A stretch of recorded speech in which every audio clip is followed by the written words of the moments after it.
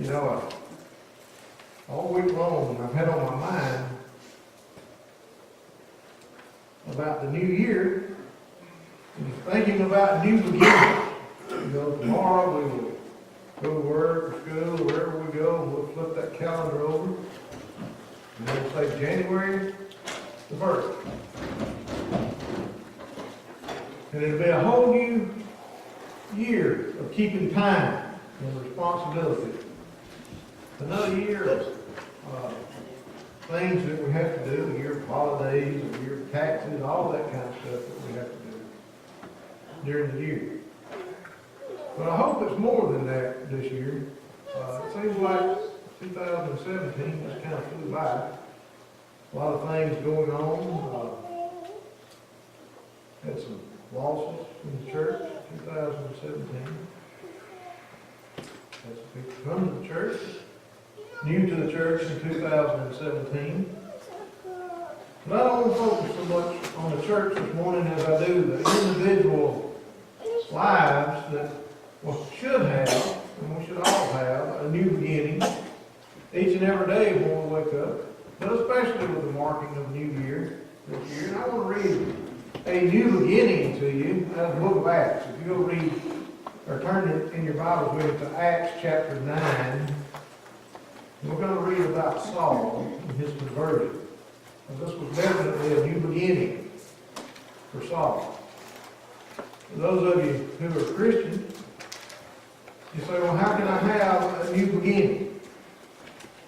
We can analyze, we can look back at last year and see what we had in the last year, 2017, and see what we can do better in 2018. I'm not talking money and material things. I'm talking about our spiritual relationship with God.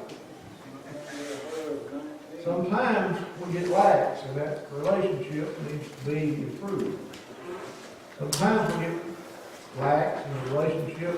They don't only need to be improved, but it needs to be in alignment with what God would have us to do.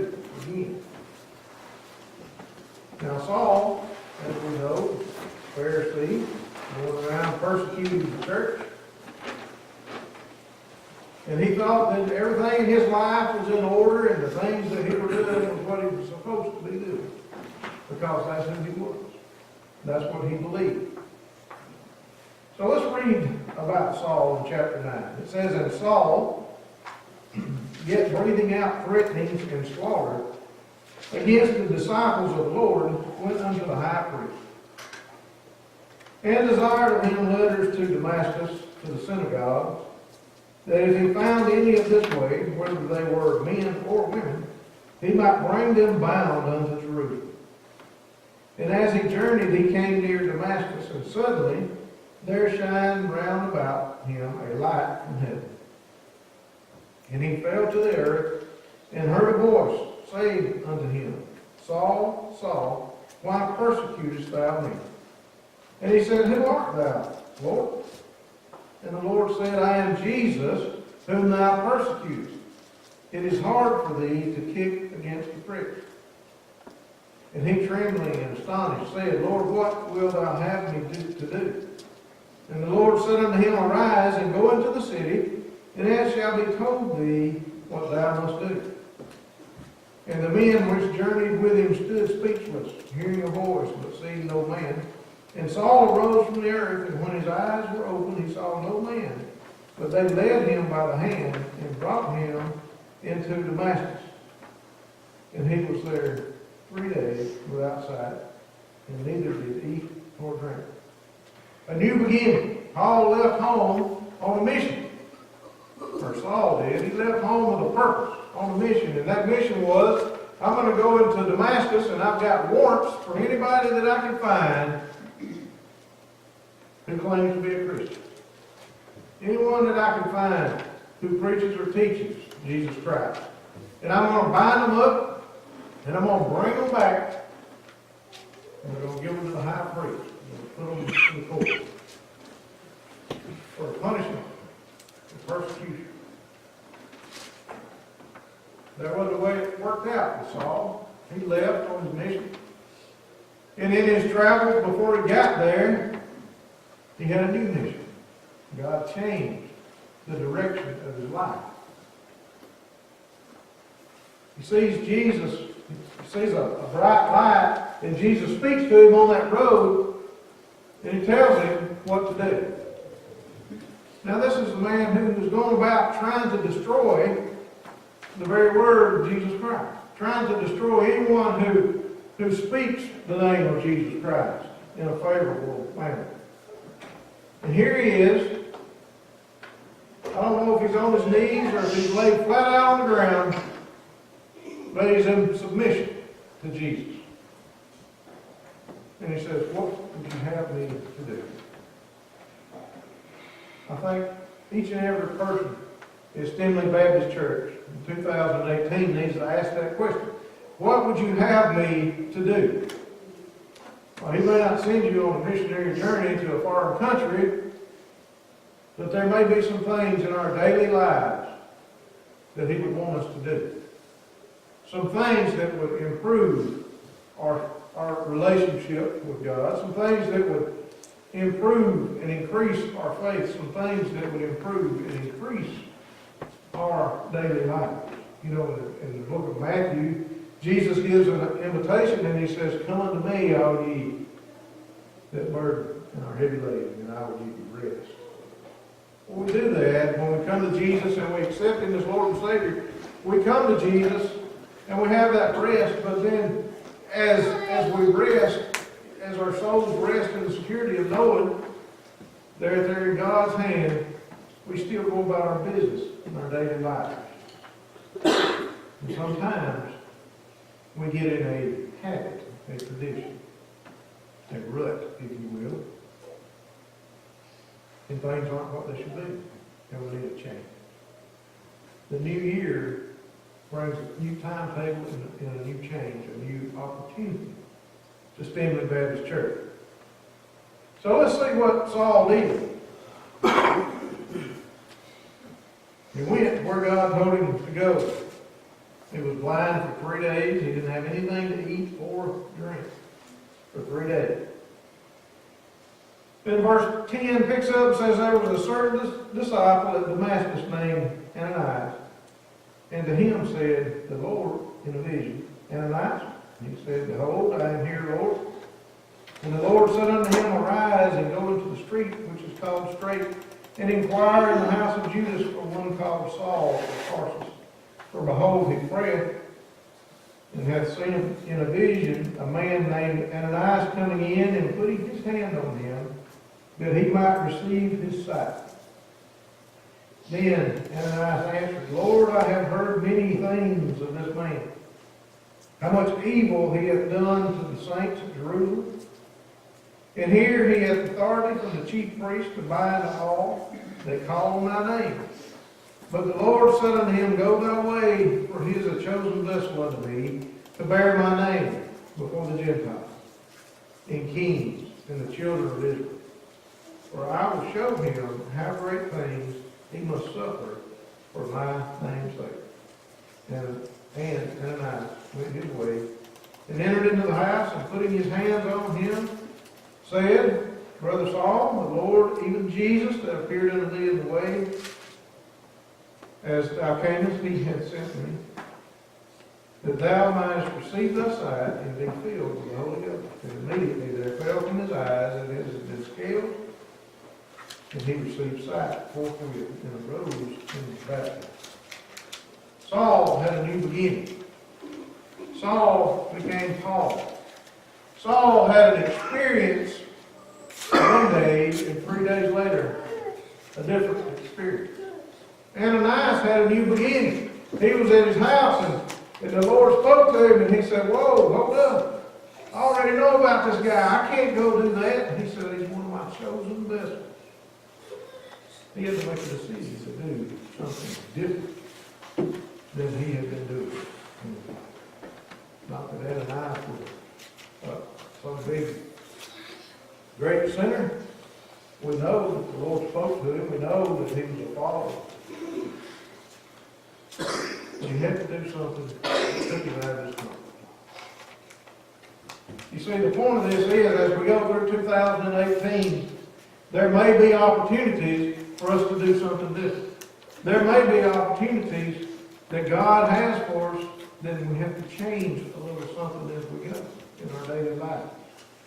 It may be that you don't, if you've never met Jesus Christ, that 2018 would be a new beginning for you as you walk with the Lord and Savior Jesus Christ.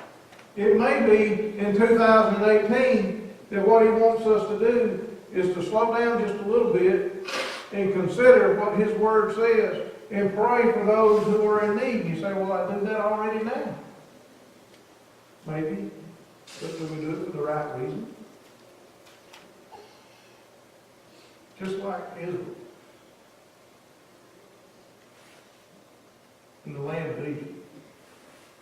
For many years, they're there, they're working hard. And then one day,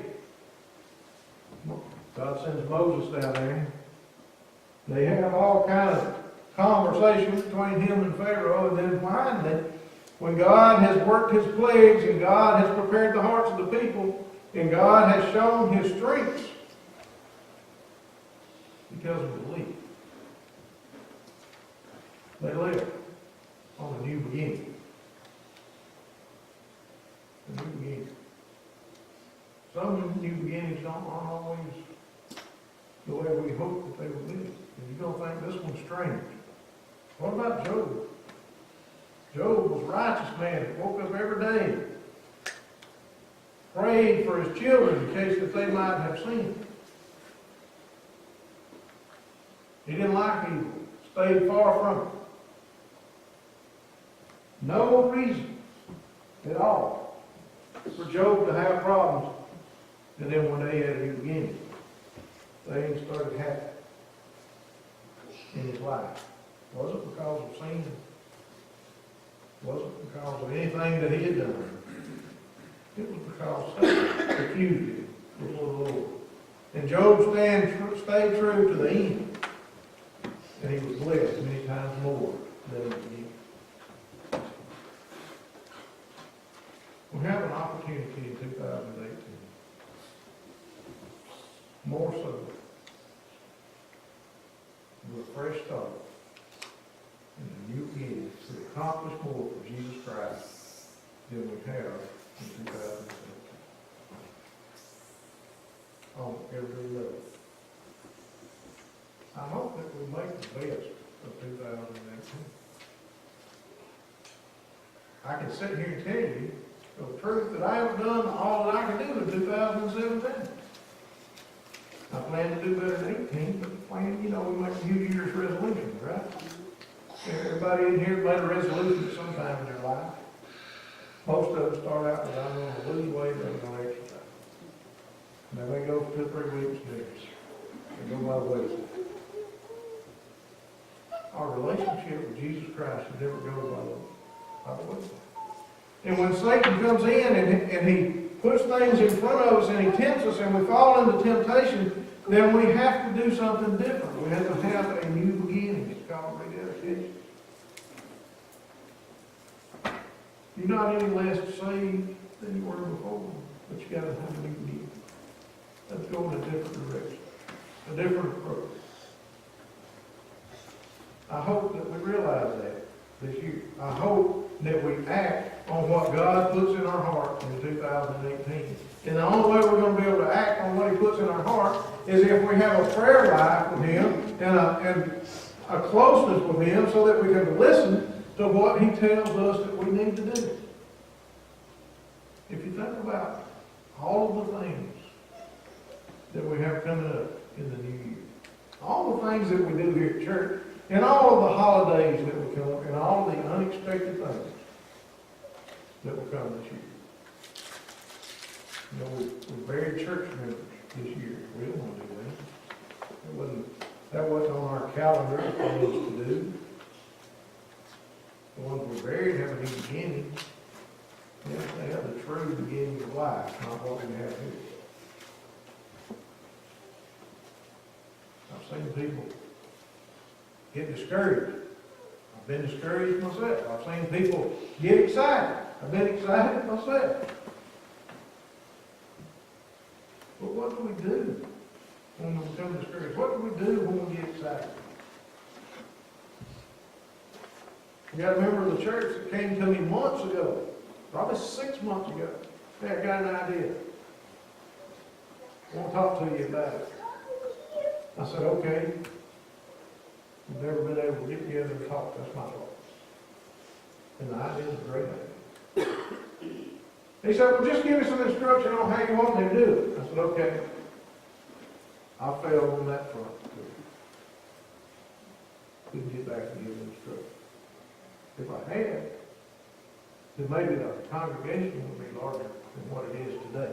Maybe someone's life would be improved because they know that someone cares about them, and that when they're not in our worship service and fellowshipping with the rest of the church, that they would know that somebody cares. I failed on that front. I feel like I failed on many fronts. So let's not fail in 2018. If you don't understand what I'm trying to tell you today is this. What I'm trying to tell you is it's time to start anew. I say all the time, sometimes we have to go back to the basics. Sometimes we go back and I start in Genesis with the creation. The calendar is just a piece of paper with dates on it, a measure of time. But what we do with that time is very, very important. You say, well, then why a new beginning? Why do you say a new beginning starting tomorrow on a calendar, a piece of paper? Because if we prepare ourselves today, tomorrow, we can have a better tomorrow. A measure of time. You know, we measure time in years and months and days and hours and minutes and seconds. Scripture tells us that one day is 1,000 years. So, 10,000 years is one day. We don't know what time is, and we don't know how much time we got left. Before we get out of that parking lot today, Christ may come. Before we leave here today, someone could lose their life. We don't know. We don't have any concept of time. But what we do have is a Lord and Savior who loves us very much. And He knows, the Father knows, when that time is going to come. So until that time gets here, He's got a plan for us. In the way that we know what to do. I was talking to a man this week about, he asked a question. He said, how do you know for a fact that you're saved? How do I know 100% for sure that I'm going to go to heaven when I leave here? I said, you put your faith and your trust in Jesus Christ. He said, well, I've done that. He said, well, how do I know that I know? How can I have proof 100% sure that I'm going to heaven? And I tried to explain it to him. And he said, I told him, I said, well, the Scripture says not everyone who says, Lord, Lord, will enter into the kingdom of heaven, but those who do the will of the Father which is in heaven. I said, if you want to know if you're going to heaven, how do you feel about God's will? What do you do with God's will? How do you live your life? What's important to you?